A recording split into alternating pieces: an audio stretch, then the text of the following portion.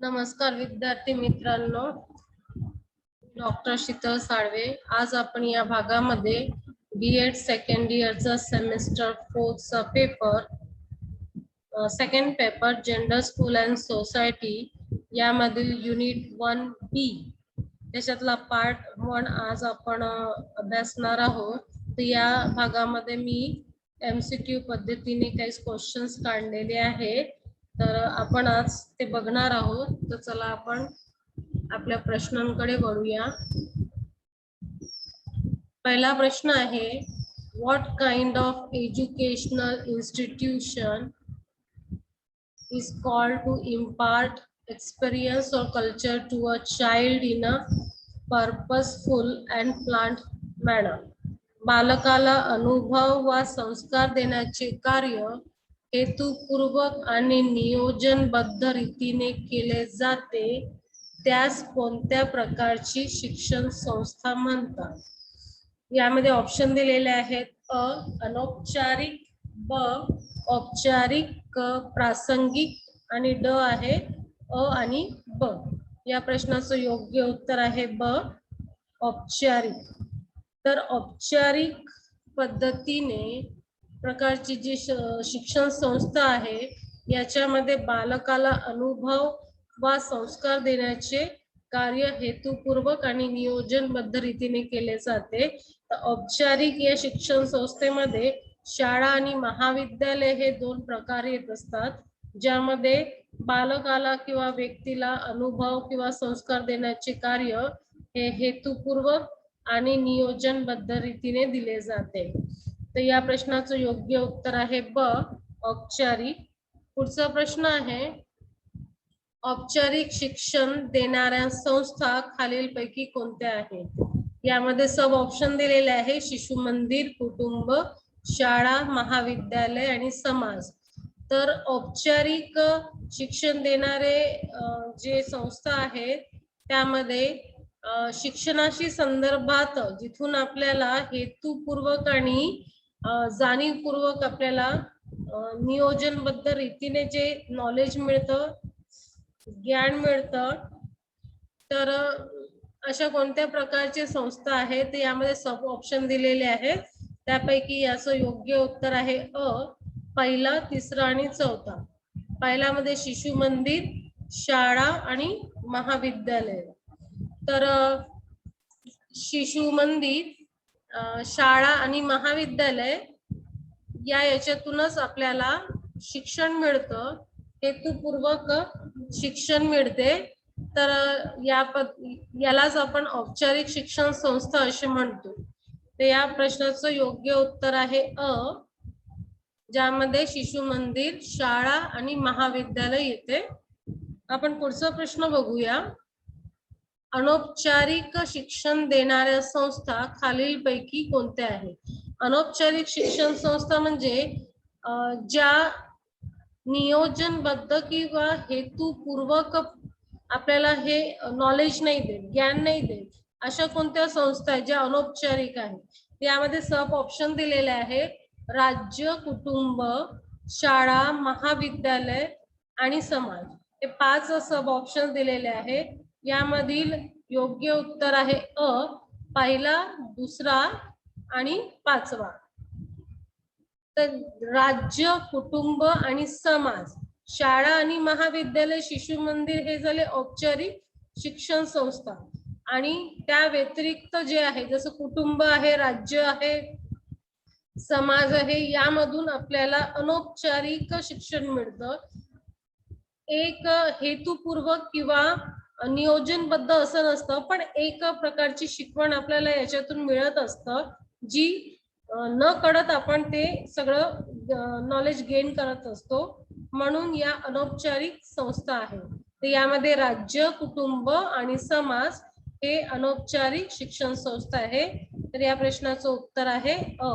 पुढचा प्रश्न बघूया, चित्रपट, दूरदर्शन, वृत्तपत्रे आणि आकाशवाणी इत्यादी माध्यमे कोणत्या प्रकारच्या शिक्षण संस्थेत येते?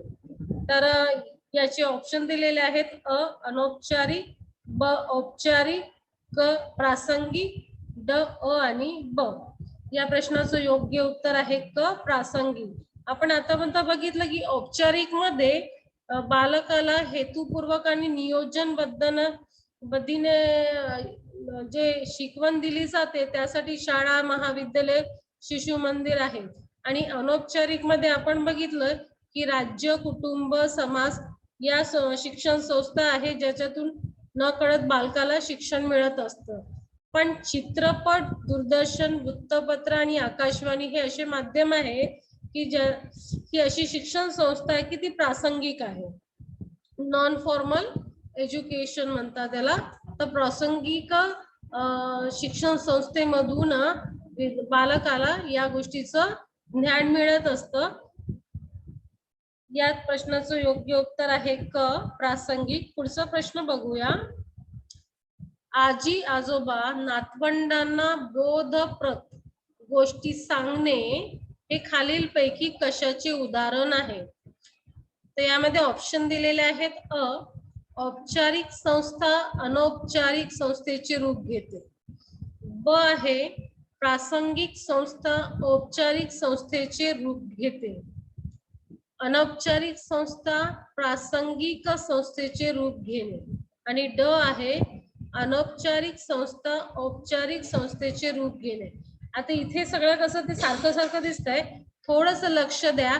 आजी आणि आजोबा हे कुटुंबामध्ये येतात आणि कुटुंब ही कोणती शिक्षण संस्था आहे? अनौपचारिक. म्हणजे अनौपचारिक संस्था काय करत आहे? नातवंडांना बोधप्रद गोष्टी सांगत आहे. तर यामध्ये काय दिसत आहे की अनौपचारिक संस्था ही औपचारिक संस्थेचे रूप घेते. म्हणजे जी गोष्ट सांगण्यात येत आहे अनौपचारिक शिक्षण संस्थे थ्रू, पण ती बोध घेणारी असल्यामुळे, ते हेतुपूर्वक आणि नियोजनबद्ध असल्यामुळे ती काय झाली? औपचारिक संस्था झाली. म्हणून आजी आजोबा हे अनौपचारिक शिक्षण संस्थेमधले असले तरी जे बोधप्रद गोष्ट सांगत आहे ती औपचारिक संस्थेचं असल्यामुळे यामध्ये योग्य उत्तर ड आहे. अनौपचारिक संस्था औपचारिक संस्थेचे रूप घेणे हे याचे उदाहरण आहे. पुढचा प्रश्न बघूया. वृत्तपत्रात 10वी व 12वी साठी प्रसिद्ध होणारे मार्गदर्शन हे खालीलपैकी कशाचे उदाहरण आहे? तर वृत्तपत्र म्हणजे कोणत्या प्रकारची शिक्षण संस्था झालेली आहे? प्रासंगिक शिक्षण संस्था. तर जेव्हा प्रासंगिक शिक्षण संस्था ही औपचारिक शिक्षण संस्थेचं कार्य करत असते तेव्हा कोणत्या प्रकारचे हे उदाहरण झालेलं आहे? या प्रश्नाचं योग्य उत्तर ब आहे. प्रासंगिक संस्था औपचारिक संस्थेचे रूप घेणे. तर यामधला भेद लक्षात ठेवा की तुम्ही कशा पद्धतीने लक्षात ठेवायचं की कोणती संस्था कशा प्रकारच्या संस्थेत रूप धारण करत आहे. तर याचं योग्य उत्तर आहे ब. आपण पुढल्या प्रश्नाकडे जाऊया. स्कूल हा शब्द ग्रीक शब्दाच्या डॅश शब्दापासून तयार झालेला आहे. आता याच्यामध्ये सगळ्यात महत्वाची गोष्ट अशी आहे की तुम्हाला याचं स्पेलिंग लक्षात ठेवणं गरजेचं आहे. तर या प्रश्नाचं योग्य उत्तर आहे ब. तर त्याचं प्रोनाउन्सिएशन त्यांनी केलं कसं आहे? स्कूलचं SKHOLE स्कॉल असं त्यांनी त्या ग्रीक शब्दापासून स्कूल हा शब्द तयार केलेला आहे. तर या प्रश्नाचं योग्य उत्तर आहे ब. आपण पुढील प्रश्नाकडे वळूया.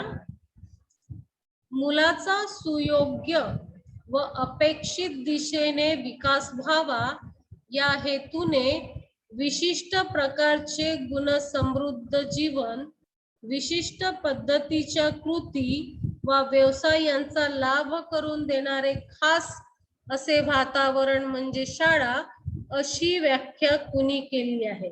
आता याच्यात महत्वाचा पार्ट असा आहे की व्याख्या कुणी केली, तर हे तुम्हाला माहीतच असायला पाहिजे की व्याख्यामध्ये काय अभिप्रेत आहे. तर या प्रश्नाचं यामध्ये ऑप्शन दिलेले आहेत अ जॉन लुई, ब पर्सिनन, क ब्राउन, ड मिलर. तर या प्रश्नाचं योग्य उत्तर आहे जॉन लुई यांनी ही वरील व्याख्या प्रतिपादित केली होती. तर त्यांचं म्हणणं असं आहे की मुलांच्या सुयोग्य व अपेक्षित दिशेने विकास व्हावा, त्यांचा अपेक्षित किंवा व्यवस्थित असा विकास होण्यासाठी या हेतूने आपण जे प्रकारचे गुणसमृद्ध जीवन, विशिष्ट पद्धतीची कृती व व्यवसाय यांचा लाभ करून देतो, तर असं एक ठिकाण किंवा असं एक वातावरण म्हणजे शाळा, अशी व्याख्या जॉन लुई यांनी प्रतिपादित केली आहे. तर या प्रश्नाचं योग्य उत्तर आहे जॉन लुई. आपण पुढील प्रश्नाकडे वळूया. वैयक्तिक आणि राष्ट्र बांधणीची आवश्यक गुंतवणुकीचे क्षेत्र तसेच जीवनाचा सर्वोत्कृष्ट आराखडा तयार करण्याचे ठिकाण म्हणजे डॅश. याचे ऑप्शन दिलेले आहे अ महाविद्यालय, ब समाज, क शाळा, ड कुटुंब. तर या प्रश्नाचं योग्य उत्तर आहे क शाळा. तर शाळा हे असं ठिकाण आहे ज्यामध्ये वैयक्तिक आणि राष्ट्र बांधणीची आवश्यक गुंतवणुकीचे क्षेत्र आहे आणि जीवनाचा उत्कृष्ट आराखडा पण तिथं तयार होतो. बालकाला लहानपणापासून जेव्हापासून आपण शिशु मंदिर मध्ये टाकतो तेव्हापासून शिक्षक काय करतात, त्याला वळण लावण्याचा प्रयत्न करतात. म्हणजे ते त्यांची वैयक्तिक विकास करण्याचा प्रयत्न करतात. आणि जसं जसं माणूस किंवा तो बालक मोठा होत जातो आणि शिकत जातो, तो काय होतो मग तो राष्ट्रासाठी राष्ट्र बांधणीसाठी आवश्यक ते सगळ्या गोष्टी तो शिकत असतो आणि त्या क्षेत्रामध्ये तो किंवा जीवनामध्ये तो सर्वोत्कृष्ट आराखडा तयार करण्याचं जो ठिकाण जे असतं ते शाळा असतं. तर अशा प्रकारे या प्रश्नाचं योग्य उत्तर आहे क शाळा. आपण पुढील प्रश्नाकडे वळूया. छंद मंडळे हे खालीलपैकी कोणत्या प्रकारची शिक्षण संस्था आहे? आता बघा, आपण बघितलं आहे औपचारिक, अनौपचारिक आणि प्रासंगिक असे 3 प्रकार असतात. त्यामध्ये छंद मंडळे हे कोणत्या प्रकारचं शिक्षण संस्था आहे हे लक्षात घ्यायचे. यासाठी ऑप्शन दिलेले आहे अ अनौपचारिक, ब औपचारिक, क प्रासंगिक, ड अ आणि ब. तर या प्रश्नाचं योग्य उत्तर आहे अनौपचारिक. अनौपचारिक म्हणजे ज्यामध्ये हेतुपूर्वक किंवा नियोजनबद्ध रीतीने शिक्षण देण्यात येत नाही, पण बालकाला घडवण्यासाठी ते प्रयत्नशील असतात. तर छंद मंडळे एक असे शिक्षण संस्था आहे जी अनौपचारिक शिक्षण संस्थेशी बांधलेली आहे. तर यामधून काय होतंय की एकच छंद असलेले अनेक व्यक्ती एका जागी येतात, एका उद्दिष्टाने, एका ध्येयाने ते एका जागी येतात आणि आपला छंद जोपासण्याचा प्रयत्न करतात. तर ही झाली अनौपचारिक शिक्षण संस्था. तर छंद मंडळ ही अनौपचारिक संस्था आहे. तर या प्रश्नाचं योग्य उत्तर आहे अ अनौपचारिक. आपण पुढील प्रश्नाकडे वळूया. समान उद्देशाच्या अनुषंगाने ज्यावेळी अनेक व्यक्ती एकत्र येतात तेव्हा त्यास डॅश म्हणतात. मी आता सांगितलं होतं की एका उद्देशाने किंवा एका ध्येयाने जेव्हा सगळ्या अनेक व्यक्ती जेव्हा एका जागी जमतात तेव्हा आपण त्याला काय म्हणतो, तर छंद मंडळे. तर या प्रश्नाचं योग्य उत्तर आहे ब. आपण पुढील प्रश्नाकडे वळूया. एखादी कृती करणे, उपक्रम राबविणे ही डॅशची भूमिका आहे. यामध्ये ऑप्शन दिलेले आहे अ उपक्रम केंद्र, ब छंद मंडळे, क समाज आणि ड शाळा. आता आपण समाज आणि शाळेकडे बघितलं तर तशी शाळामध्ये कृती केल्या जातात, समाजातही हे आपण काही कृती करतो, उपक्रम राबवत असतो. पण पर्टिक्युलर असं कोणतं शिक्षण संस्था आहे ज्यामध्ये फक्त कृती करणे आणि उपक्रम राबवणे या संदर्भात असं आहे, तर ते झालं याचं योग्य उत्तर उपक्रम केंद्र. छंद मंडळामध्ये आपण आपला छंद जोपासण्यासाठी जातो, पण उपक्रम केंद्रामध्ये काय होतं की ऍक्टिव्हिटी सेंटर जे म्हटलं जातं त्यामध्ये एखादा कोणती प्रोजेक्ट घेणं, प्रकल्प घेणं आणि त्यावर कृती करणं किंवा तो उपक्रम राबवून घेणं हे उपक्रम केंद्राची यामध्ये भूमिका असते. म्हणून या प्रश्नाचं योग्य उत्तर आहे उपक्रम केंद्र. पुढचा प्रश्न आहे वैयक्तिक आणि राष्ट्र बांधणीची आवश्यक गुंतवणुकीचे क्षेत्र तसेच जीवनाचा सर्वोत्कृष्ट आराखडा तयार करण्याचे ठिकाण म्हणजे डॅश. तर या प्रश्नाचे योग्य उत्तर आहे ड शाळा. शाळा ही वैयक्तिक आणि राष्ट्र बांधणीसाठी आवश्यक तो जीवनाचा सर्व आराखडा तयार करण्याचे ठिकाण आहे. तर अशा प्रकारे मी एकूण 13 प्रश्न काढण्याचा प्रयत्न केलेला आहे.